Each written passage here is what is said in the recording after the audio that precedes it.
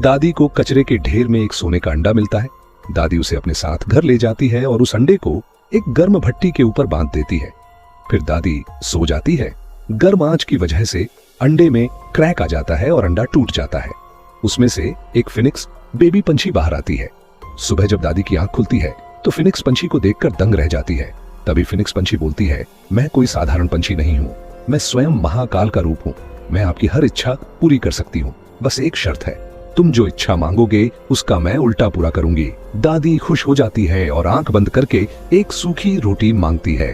तभी उसके हाथ में एक गर्मा गर्म पिज्जा आ जाता है। दादी पिज्जा खाने लगती है और खुशी से नाचने लगती है। फिर दादी ढेर सारा चांदी का बिस्किट मांगती है। अचानक बहुत सारा चांदी का बिस्किट मिल जाता है। दादी सारे बिस्किट को एक बैलगाड़ी में लाद कर गांव में चली जाती है और गांव वालों को चांदी का बिस्किट बांट देती है। बचे हुए चांदी की ईंटों से अपना एक आलीशान बंगला बनवा लेती है। दादी अब अमीर जिंदगी जीने लगती है, लेकिन दादी के मन में लालच आ जाता है। दादी फिर फिनिक्स पंछी से कहती हैं, मुझे एक और पंछी चाहिए जो तुम्हारे जैसा हो। तभी बहुत सारे फिनिक्स पंछी आ जाते हैं, लेकिन सब कुछ उल्टा हो जाता है। सारे पंछी अपने मन का करने लगते हैं और पूरे गांव में आग लगाना शुरू कर देते हैं। देखते ही देखते सारा गांव जलने लगता है। दादी को अपनी गलती का एहसास हो जाता है।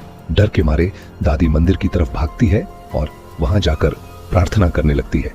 उसकी प्रार्थना से भगवान विष्णु जी प्रभावित हो जाते हैं और दादी के सामने प्रकट होते हैं। दादी रो रो कर सारी घटना बताती है।